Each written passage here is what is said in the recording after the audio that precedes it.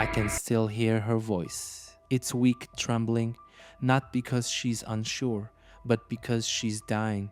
There's blood in her lungs, panic in her breath, but her words crystal clear. I think my baby's daddy set me up. It's late just after midnight, November 24th, 1999. A woman alone in a BMW slumped over the steering wheel. She's been shot 4 times. One bullet punctured her neck, another sliced through her abdomen. But somehow, she's still conscious and she's driving. I imagine her hands trembling on the wheel, her vision fading, but she doesn't stop. She makes it to a residential driveway on Rio Road in South Charlotte where the world shifts forever. The 911 operator answers, and what we hear is something no operator forgets. She gasps, "I've been shot." The operator tries to keep her calm, but Cherica is focused not just on surviving, but on giving police everything they need. She names Ray Carruth, NFL wide receiver, her on-again, off-again boyfriend. She tells them exactly where she was, what he did, and how she ended up here. I was following him. He stopped his car in front of me. A car pulled up beside me and started shooting. She doesn't beg, she doesn't break, she documents. It's like she knows she's solving her own murder in real time. With every word, she's laying a trap. Not for revenge, for justice. She's taken to the hospital, clinging to life, and just hours later, a premature baby boy is cut from her body in an emergency C-section. His name is Chancellor Lee Adams, born into horror, but alive. And Cherica, she's still fighting, because that's who she was, before the gunshots, before the blood. Before the name Ray Carruth made headlines, there was Cherica.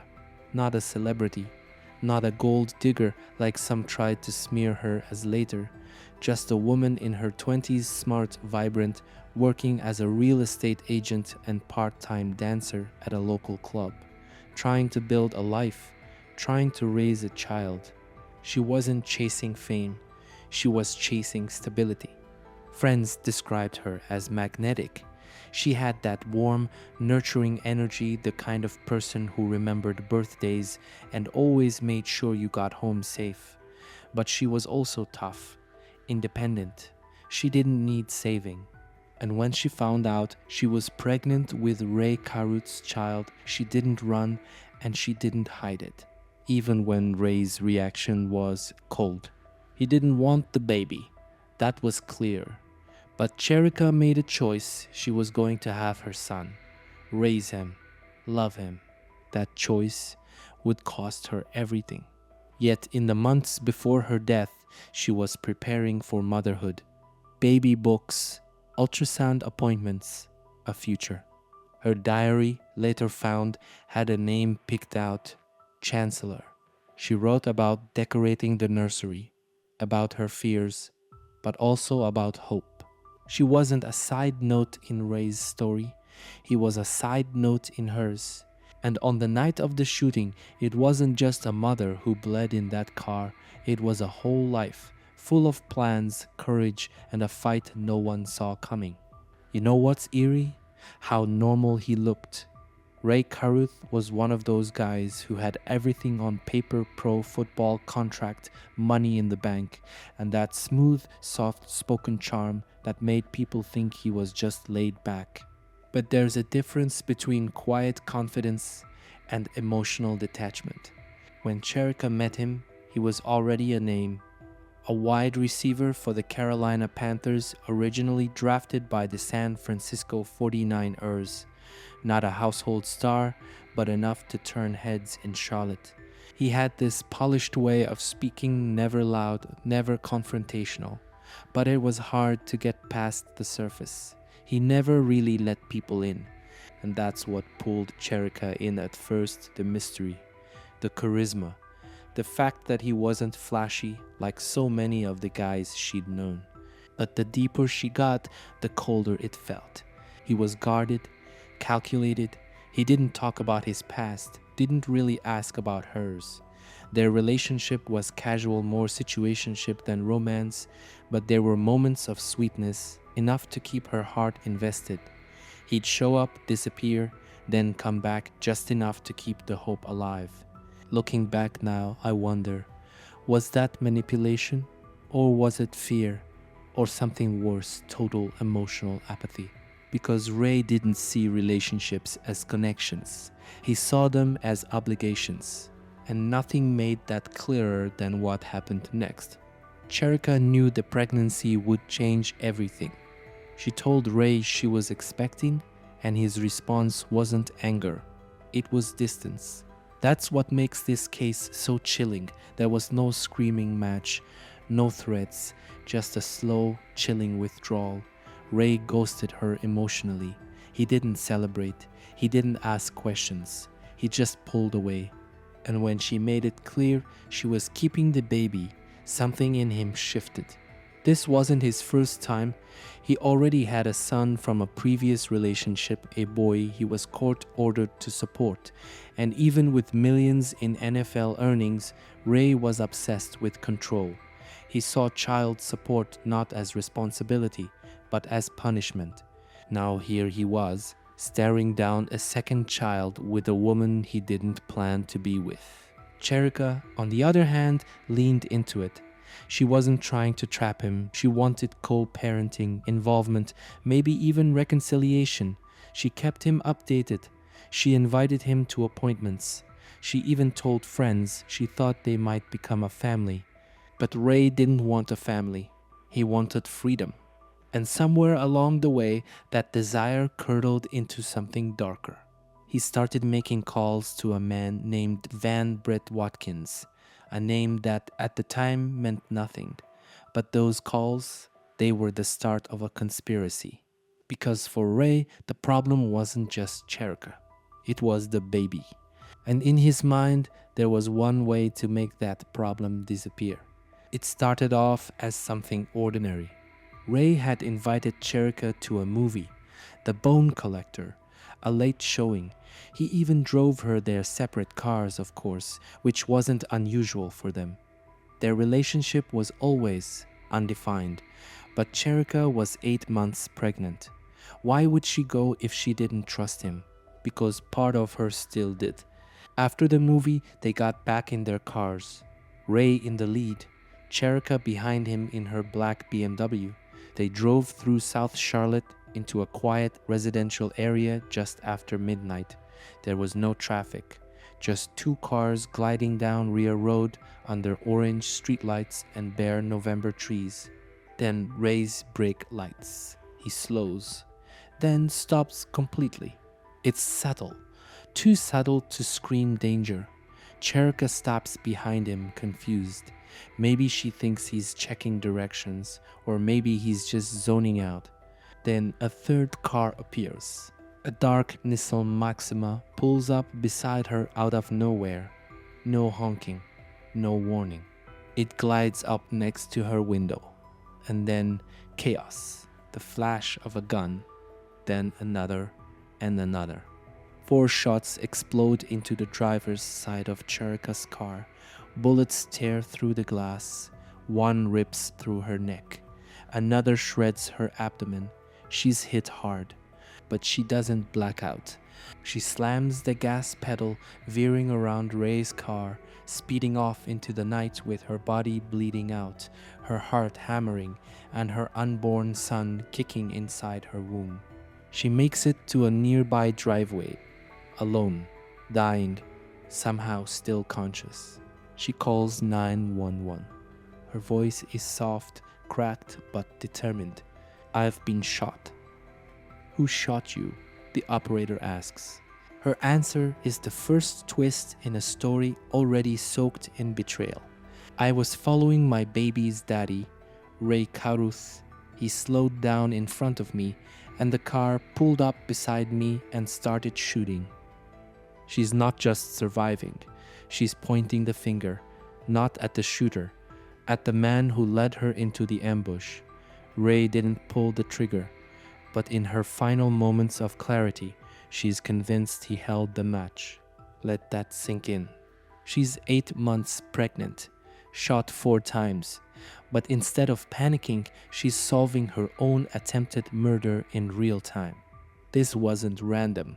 It wasn't a robbery. It was personal, and she knew exactly who set the trap. By the time paramedics get to her, Cherica is slipping fast. She's lost too much blood. Her breathing is shallow, her voice almost gone. They race her to Carolina's medical center. There's no time for tests or plans. Her baby is in distress. She's fading. The trauma team preps an emergency C-section. I can't even imagine what that room felt like. The fluorescent lights, the cold metal tools, the blur of doctors yelling orders. Cherica is still conscious when they cut her open. No anesthesia, just adrenaline, just hope. At 12:45 am, they deliver a tiny, premature baby boy. Chancellor Lee Adams, weighing less than 5 pounds, barely breathing. He isn't crying, he's fighting. The doctors rush him to the NICU, hook him up to machines, tubes, oxygen, monitors. He's alive, but the trauma from the gunshot to Cherica's abdomen caused severe brain damage. His oxygen supply was cut off before he ever saw daylight. No one says it out loud, but everyone knows this child's life will never be the same. And Cherica, she's still alive. Barely, but something in her refuses to quit. They expect her to die that night, but she doesn't. Day after day, she hangs on, not for herself, but for Chancellor. She can't walk, can barely speak, but her mind is still sharp.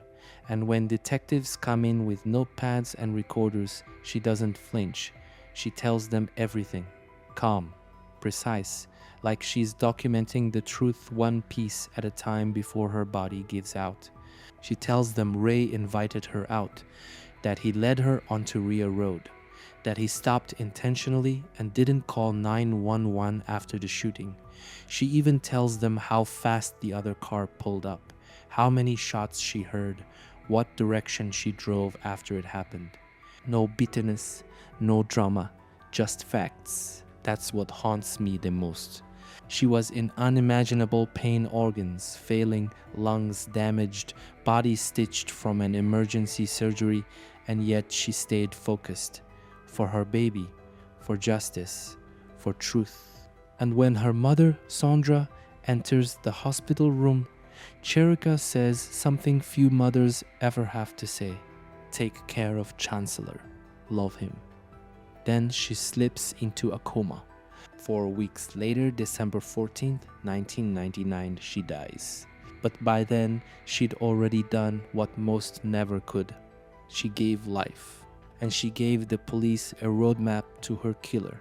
The investigators already had Cherica's 911 call, her words, her story, but they needed the trigger man. And they found him fast. Van Brett Watkins, SR. The name didn't mean much to the public at first, but to police it lit up every red flag in the system. Watkins was a known enforcer in Charlotte's criminal underground. Muscle for hire.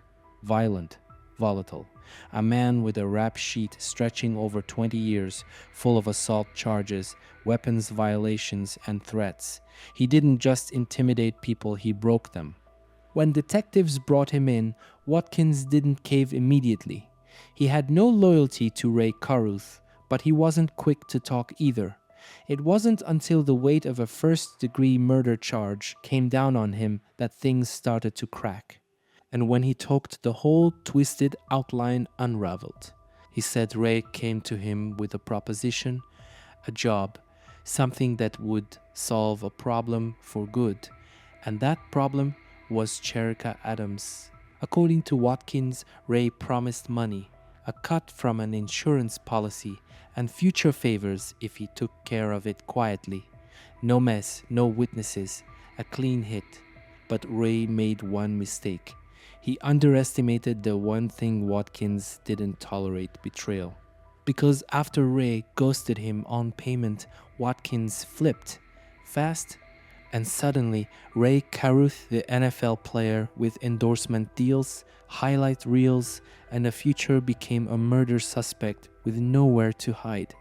Police wanted to bring him in quietly, question him, hear his side. But Ray didn't show. No phone call, no lawyer, just silence. And then he vanished. At first, they thought maybe he'd skipped town, hopped a flight, crossed state lines. But then they found his SUV abandoned in the parking lot of a friend's apartment. Inside, clothes, toiletries, a packed bag. He was running. A full-blown manhunt launched, his face plastered across TV screens. NFL fugitive became the headline on every station. And then, 4 days later, in Parker's Crossroads, Tennessee, they spotted a car parked suspiciously behind a Best Western motel. Officers approached. What they found, almost surreal. In the trunk of the car was Ray Carruth curled up in the fetal position, surrounded by bottled water, snacks, a cell phone, and nearly $4,000 in cash. This wasn't a man ready to fight for his innocence. This was a man preparing to disappear. It wasn't just the crime that horrified people. It was the cowardice, the selfishness, the cold, premeditated way he tried to erase responsibility, just like he tried to erase Cherica and the baby. And yet, the most unthinkable part, he still swore he was innocent. The courtroom was packed. Press, family members, football fans, true crime junkies, all of them drawn in by the headline, NFL star on trial for murder. But this wasn't Odge, this wasn't glamorous or slick. This was Ray Carruth, quiet, expressionless, sitting at the defendant's table like a man watching his own life disintegrate.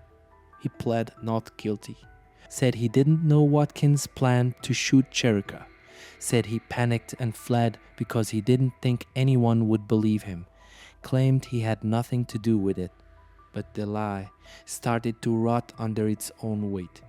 One by one, witnesses took the stand and every one of them chipped away at Ray's story. Van Brett Watkins didn't hold back. He told the jury how Ray planned the hit, how he gave Watkins the timeline, how Ray set the scene, the slow roll, the sudden stop, and knew exactly what would happen next. And then there were phone records. Dozens of calls between Ray and Watkins before and after the shooting. Suspicious silence when the police came knocking. Cash withdrawals, sudden travel plans. Then came the nail in the coffin, Cherica's own words. The 911 call. The handwritten notes she left behind at the hospital. Her interviews with detectives. All painting Ray as the man who orchestrated her death. It was damning. But Ray never broke, never cried, never even looked at the jury when her voice echoed through the courtroom. And in that silence, something became painfully clear. He wasn't just trying to get away with something. He had convinced himself he'd done nothing wrong. On the surface, Ray Carruth's motive was textbook. He didn't want to pay child support, didn't want the responsibility. Already had a son he barely saw, and now he was about to be financially and emotionally tied to a second child with a woman he no longer wanted. But when I really look at this, at the patterns, the choices, I see something deeper, something colder. This wasn't just about avoiding a bill. It was about control. Ray Carruth had carefully cultivated an image. The soft-spoken athlete, the rising star. He didn't yell, didn't explode, but he manipulated with silence, with distance, with detachment. When Cherica chose to keep the baby, Ray didn't argue.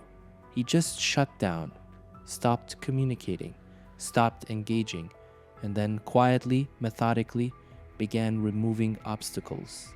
She wouldn't terminate the pregnancy. Then maybe she could be removed. No more paternity, no more court dates, no more headlines, just nothing, a blank slate. It wasn't rage, it wasn't passion, it was erasure, the coldest kind where a human life becomes a problem to delete. He didn't care who pulled the trigger as long as he didn't have to see the mess. But here's the thing about trying to wipe someone out. Sometimes the memory refuses to die.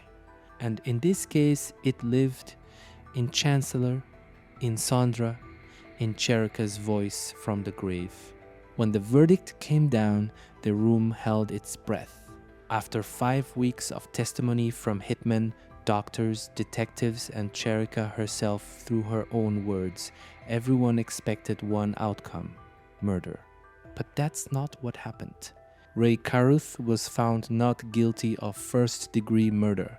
Instead, the jury convicted him of conspiracy to commit murder, using an instrument to destroy an unborn child and discharging a firearm into an occupied vehicle. He was sentenced to 18 to 24 years in prison. The courtroom gasped.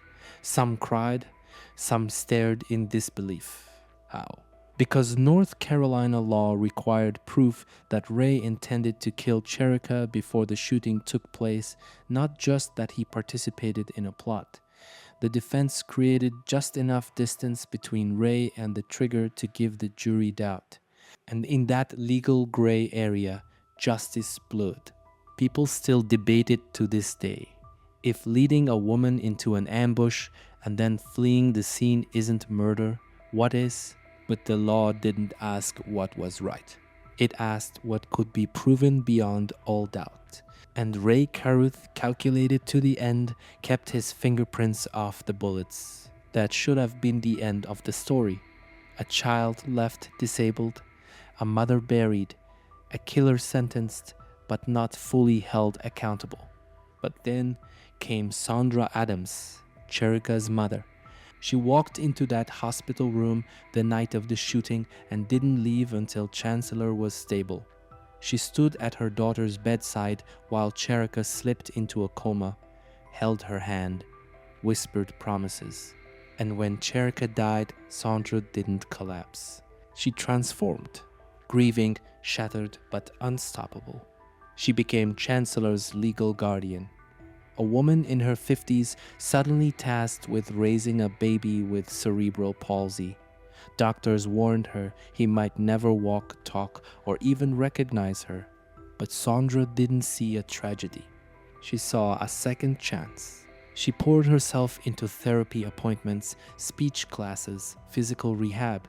She turned her home into a sanctuary of love and structure. She taught Chancellor to speak, to smile, to thrive, even when his body betrayed him. And she did it all with one unshakable rule: no hate. She refused to let Ray Carruth win, refused to let Chancellor grow up poisoned by bitterness. She told him the truth gently over time, but she also told him this: you are more than what was done to you. Because Chancellor wasn't just Cherica's child, he was her living legacy. They called him the miracle baby. Born 10 weeks early by emergency C-section, with bullet fragments lodged in his mother's body just inches from where he was growing. Oxygen-starved, shaken, and neurologically damaged before his first breath. Doctors didn't expect him to live, and if he did, they said he'd never walk, never talk. But Chancellor Lee Adams had other plans. His early years were rough. He had seizures, struggled to sit upright, couldn't form full sentences. But Sandra, his grandmother, his guardian angel, never stopped fighting for him. And slowly, the boy they said would never speak started telling jokes. The boy who couldn't balance began dancing. By his teenage years, Chancellor was showing up at events, walking with a little help, smiling with pride, speaking with clarity, not ashamed of his disability, not defined by it. He was more than the child of a murder victim. He was a survivor with a soul on fire. And through it all, he never said a hateful word about his father. That's what stunned people the most. Because Sandra and Chancellor didn't just survive Ray Carruth's betrayal, they forgave him. Not for show, not for headlines, but because they refused to carry his darkness any longer. In public interviews, Sandra said it plainly. Hate takes too much energy. I needed peace. Chancellor echoed her. Even with his speech slowed by cerebral palsy, his message was clear. I forgive you, Dad. Let that settle in. The man who tried to have him erased before birth is the man Chancellor still calls Dad. That's not weakness. That's a kind of strength most people will never understand. Forgiveness didn't erase the pain, it didn't excuse the crime, but it reclaimed the power Ray tried to steal. And it made something painfully clear. Cherica didn't just leave behind a son. She left behind a movement of love, of resilience, and of refusal to be defined by hate. On October 22nd, 2018, Ray Carruth walked out of Sampson Correctional Institution after serving 19 years. No handcuffs, no cameras, just a quiet exit from the place where he spent almost 2 decades refusing to admit the full truth. But before his release, he wrote something unexpected, a public letter to Sandra and Chancellor. In it, he claimed regret, said he took responsibility, expressed a desire to meet Chancellor, to be part of his life in whatever way he could. But was it remorse, or was it damage control? The timing raised eyebrows. The wording was polished, controlled. There were no confessions, no tears, just a man freshly released trying to explain the unexplainable. And Sandra, ever full of grace, said she was open to reconciliation, but she never handed him her grandson, because some doors don't reopen, even when forgiveness has been offered. Even now, years after his release, Ray Carruth is a ghost. No press conferences, no big interviews, just a man walking free, never fully held accountable in the eyes of many. Some say he's changed, that prison humbled him, that he's ready to be a father even now.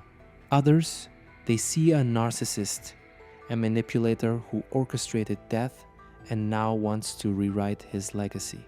But there's one truth that no letter, no apology, no years in a cell can change. He tried to erase 2 lives. One died, the other lived, and Ray Carruth, for all his calculated planning, lost everything anyway. Sandra and Chancellor live quietly now in Charlotte. They still speak out from time to time, usually around Cherica's birthday or during events focused on disability advocacy and anti-violence programs.